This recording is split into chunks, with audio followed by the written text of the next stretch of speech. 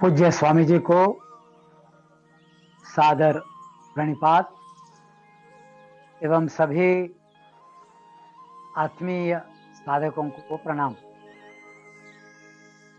प्रस्तावना में समय न लगाते हुए दो चार बातें आपके सामने उपस्थित करता हूं।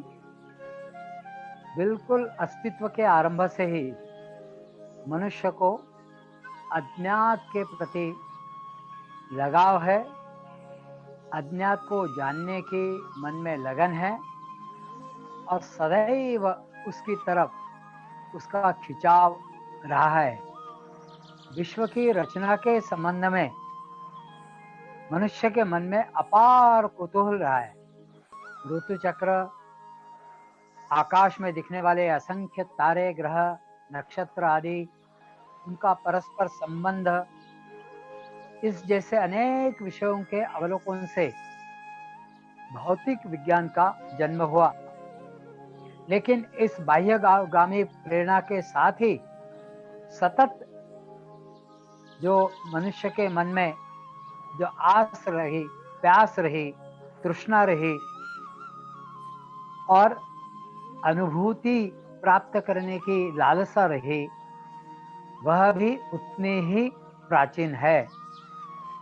उसके मन में सदैव प्रश्न उठे कि इस सृष्टि का अवलोकन करते समय जो अपने आप में खो जाता है, वह कौन है, वह मैं कौन हूं। जन्म मृत्यु के चक्र से या इस चक्र में पड़े हुए इस जीवन को कुछ अर्थ है अथवा नहीं। मन का सतत विचार चलता रहता है, वह कैसे और यह विचार कहां से उठते हैं। क्या मन को शांत करना संभव है? इस सारे विश्व का कोई नियंता परमेश्वर है अथवा नहीं? क्या उसका साक्षात्कार हो सकता है? इस प्रकार के विविध प्रश्न लेकर मनुष्य सदैव चिंतनशील रहा है और इन प्रश्नों के उत्तर प्राप्त करने की लालसा उसके मन में निरंतर रही है। यह प्रश्न और इसी प्रकार के अनेक प्रश्नों के मंथन से तत्व ज्ञान का नवनीत निर्माण हुआ। वेद उपनिषदादि ग्रंथ रूप से भारत ने यह नवनीत सारे दुनिया भर के मुमुक्षुओं को दिया। इस अपार आध्यात्मिक संपदा का 6 अत्यंत तेजस्वी इस संपदा के जो हीरे हैं, रत्न है, जो अत्यंत मूल्यवान जो संपदा है, वह है षड दर्शन। और इन षड दर्शनों का एक शास्त्र अत्यंत शुद्ध, मूलगामी, मार्गदर्शक यानी पातंजल योग दर्शन। जीवात्मा और परमात्मा इनका संयोग यानी योग है, ऐसा इस शास्त्र का मूल विषय है। यह विचार पतंजलि मुनि ने योग सूत्रों के माध्यम से इसको समाविष्ट कर जगत के सम्मुख इसको उद्घाटित किया। उनको जितना मोक्ष के प्रति महत्वपूर्ण मोक्ष लगता था, उतना ही महत्वपूर्ण ऐहिक अभ्युदय का विषय भी उनको लगता था।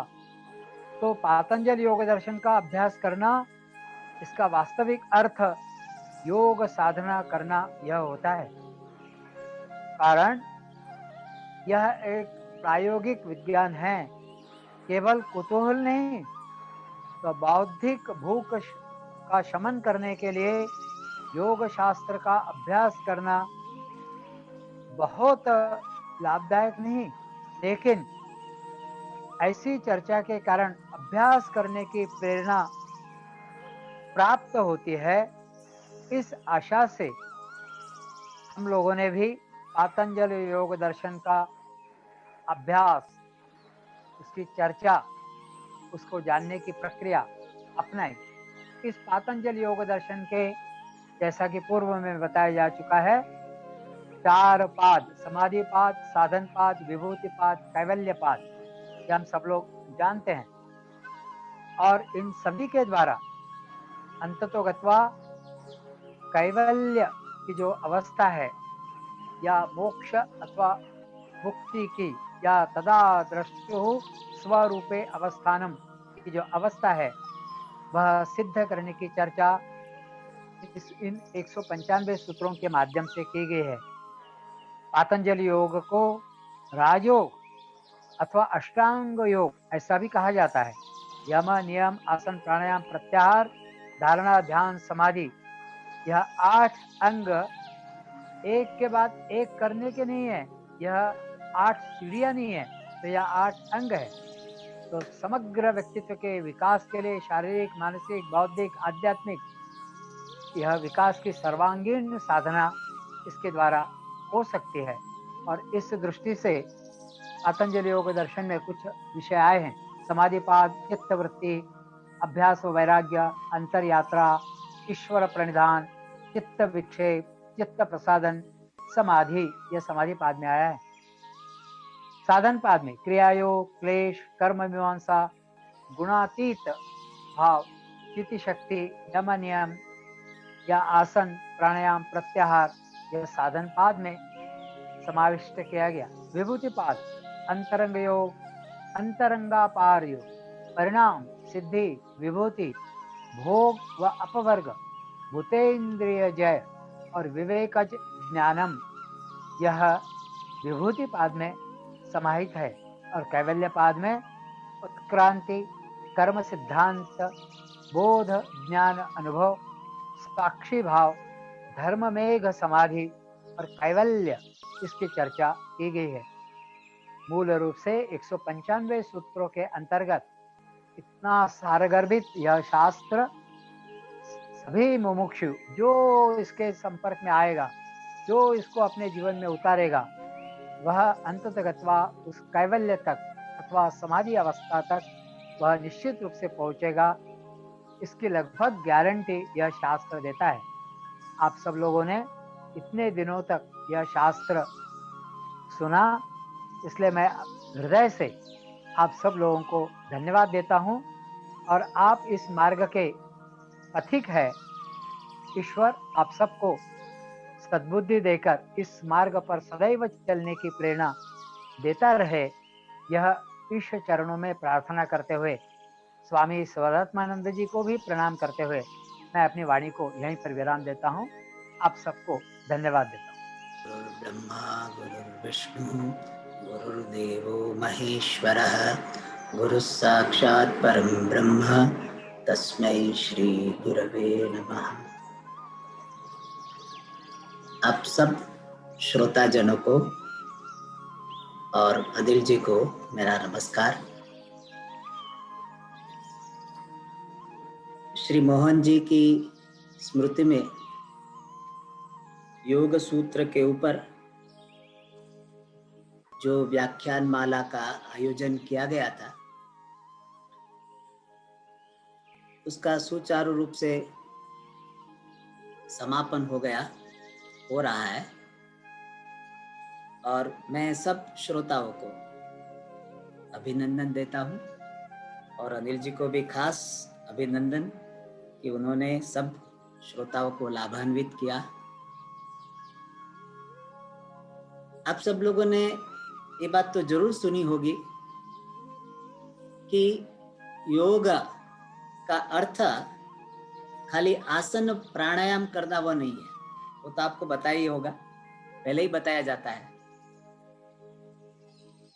योग का अर्थ है, कई अर्थ होते हैं, ऐसे पतंजलि महाराज ने तो व्याख्या दी है उन्होंने, योगश्चित्त वृत्ति निरोधः।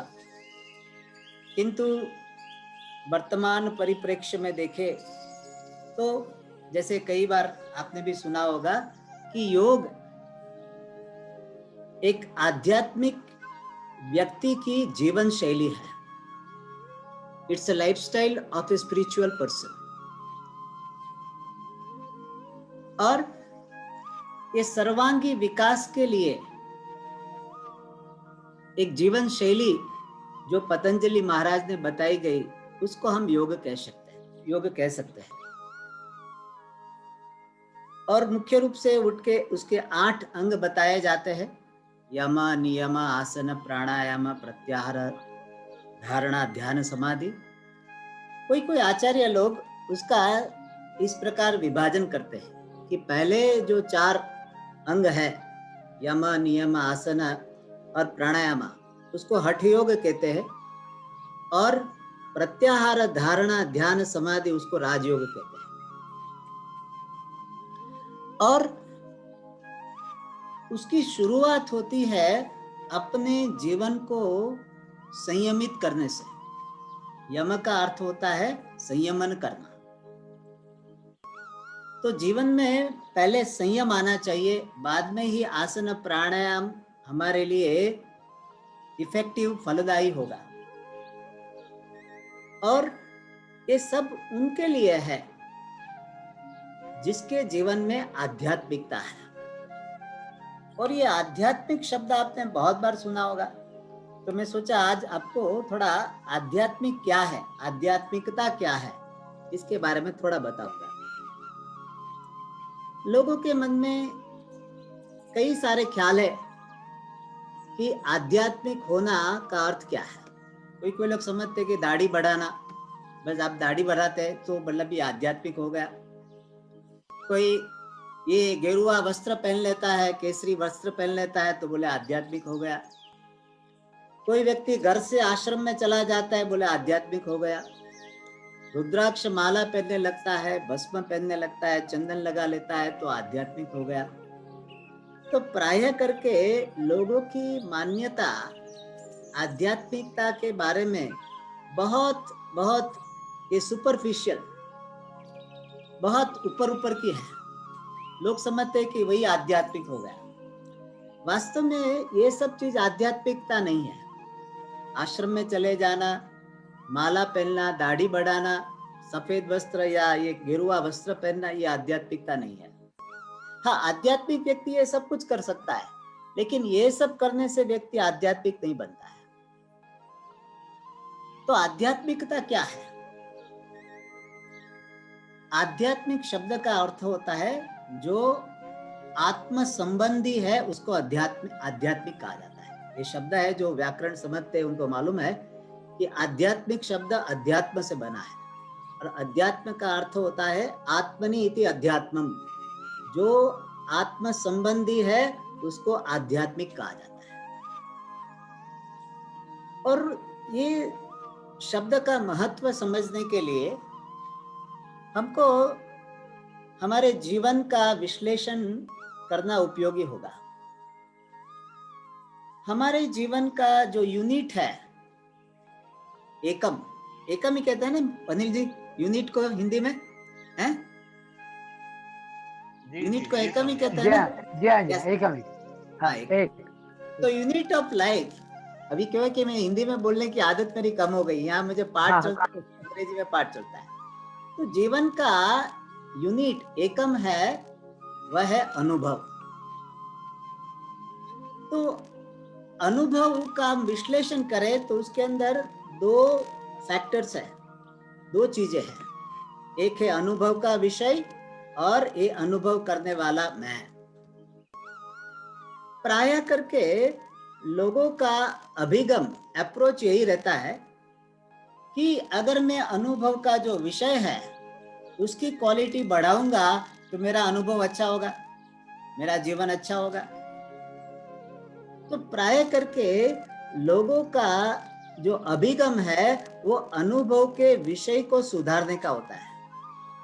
मैं अपना घर बदल लूं, मैं अपना कपड़ा बदल दूं, मैं अपने आसपास का जो गैजेट्स है वो गैजेट्स बदल दूं, आसपास का वातावरण बदल दूं।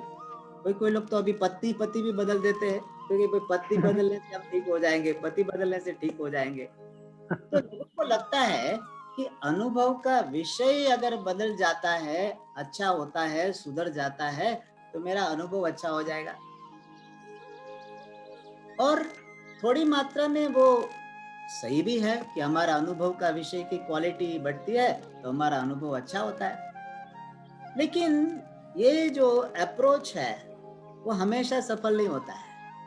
क्योंकि कई बार लोग अनुभव का विषय को बदलते हैं, उसकी क्वालिटी सुधारते हैं, लेकिन फिर भी अनुभव सुखमय नहीं होता है, हम्म। क्योंकि वो अनुभव का जो दूसरा फैक्टर है, मैं अनुभव करने वाला, उसके ऊपर ध्यान नहीं देते। वो हमेशा बहिर्मुख है, इसलिए बाह्य विषयों को बदलने की, बाह्य परिस्थिति को बदलने की कोशिश करते हैं।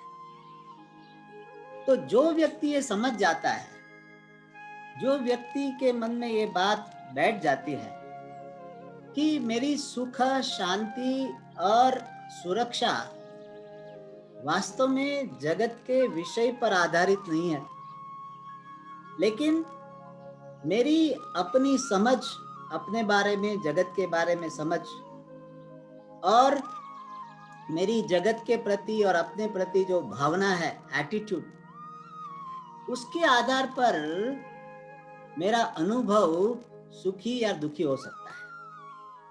तो अनुभव का विषय को ही बदलने के बदले मैं अपने ऊपर थोड़ा ध्यान दूं, अपनी समझ को सुधारने की कोशिश करूं, अपना अभिगम बदलने की कोशिश करूं, तो इस प्रकार का जिस व्यक्ति का अभिगम हो जाता है, अप्रोच हो जाता है, वो व्यक्ति को आध्यात्मिक कहा जाता है। जो व्यक्ति जगत को बदलकर नहीं, अपने को बदलकर सुखी और शांत होना चाहता है, वो व्यक्ति आध्यात्मिक है।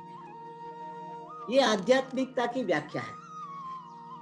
आध्यात्मिकता के कोई बाह्य परिवर्तन के साथ मुख्य संबंध नहीं है। अपने को बदलकर मैं सुख, शांति को प्राप्त कर सकता हूँ, पूर्णता को प्राप्त कर सकता हूँ, ये जिसको समझ में आ जाए, ये जिसका अप्रोच बन जाए, वो व्यक्ति आध्यात्मिक है। और आध्यात्मिकता के अंदर दो पहलू है। एक तो अपना आंतर विकास, इनर ग्रोथ। और आंतर विकास का अभिप्राय यह है कि हमारे मन की जो स्थिति है, मन का जो अप्रोच, अभिगम है, उसमें बदलाव आया है।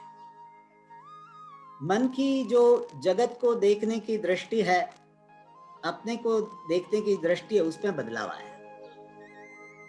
तो उसको कहते हैं इनर ग्रोथ। और इनर ग्रोथ के कई सारे पहलू हैं।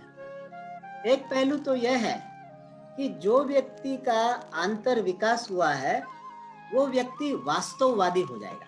इनको इंग्लिश में कहते हैं ऑब्जेक्टिव।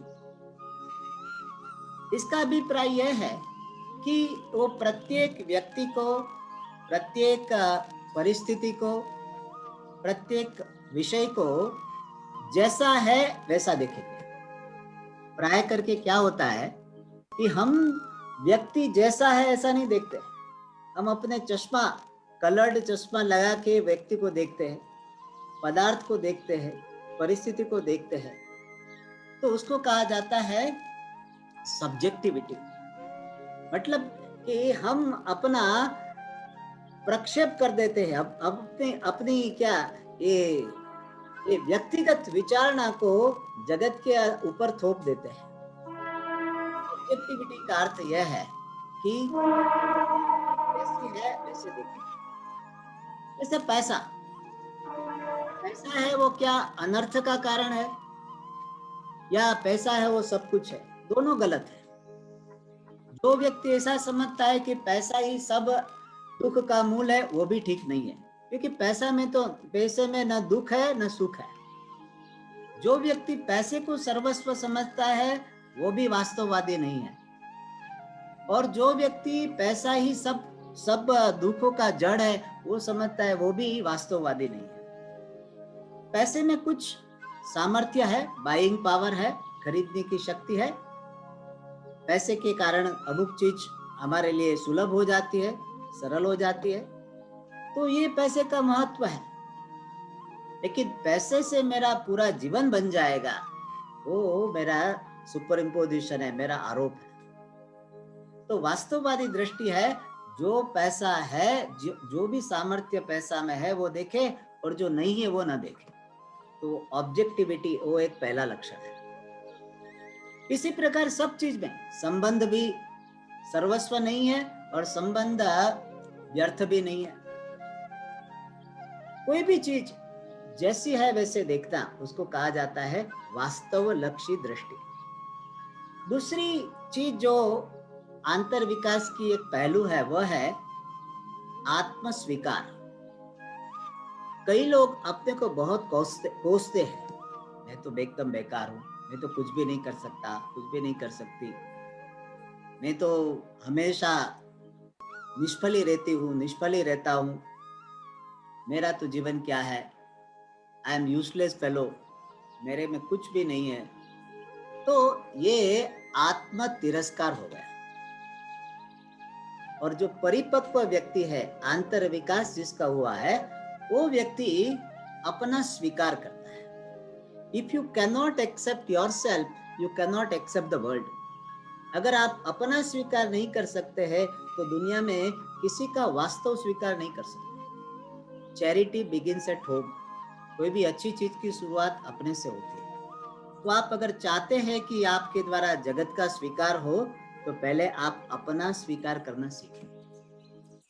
और अपना स्वीकार करने का अभिप्राय यह नहीं कि अपने को दूसरे से कुछ सुपीरियर माने कि मैं तो दूसरे से बहुत बड़ा हूं, वो स्वीकार नहीं है।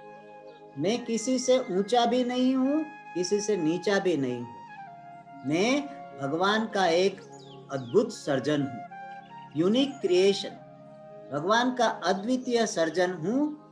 मैं अद्वितीय सर्जन हूं और प्रत्येक व्यक्ति भगवान का अद्वितीय सर्जन है। तो इस प्रकार अपने बारे में हीन भाव न रहे, अपने को भगवान का एक सुंदर सर्जन के रूप में देखे, और हमको भगवान ने जो कुछ दिया है उसका स्मरण करे तो मन में एक कृतज्ञता की भावना आ जाती है।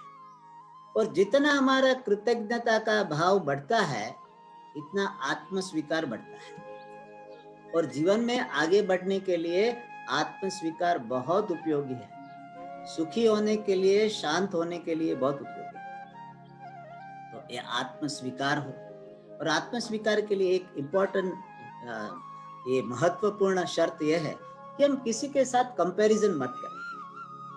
जैसे है हम भगवान के सर्जन हैं। तो ये आंतर विकास के कई पहलू में से 2-3 पहलू है। और एक अंतिम पहलू ये है, बाद में कभी मिलेंगे तो बात करेंगे। कई सारे पहलू है। एक पहलू ये है कि जितना हमारा आंतर विकास होता है, इतना हमारा मन विशाल होता है। वसुधैव कुटुंबम की भावना आती है और जीवन के अंदर परमात्मा तत्व को जानने की इच्छा होती है, जिज्ञासा होती है। और ये सब चीज हो जाए, फिर हमारा आत्मज्ञान के लिए प्रयास, पुरुषार्थ शुरू होता है। और आत्मज्ञान को प्राप्त करके व्यक्ति अपनी पूर्णता का अनुभव करता है और जीवन में सब कुछ ठीक लगता है। दुनिया में कुछ भी चीज हमको वो गलत नहीं लगती, सब अपने स्थान पर ठीक है। मैं ठीक हूं तो पूरी दुनिया ठीक हो जाती है। और अपना संपूर्ण स्वीकार ये आत्मज्ञान के द्वारा हो जाता है। और योग शास्त्र के बारे में बहुत अच्छा कहा गया है, सही परमो धर्मः यत् योगेन आत्मदर्शनम। वही सबसे परम धर्म, परम पुरुषार्थ है कि योग के द्वारा हम आत्मदर्शन करें। तो आज मैं आप सबको शुभेच्छा देता हूं कि योग साधना के द्वारा हमारा आंतर विकास हो और परमात्मा ज्ञान हो की प्राप्ति हो और हमारे जीवन में धन्यता का सदैव अनुभव बना रहे। ये सब प्रार्थना के साथ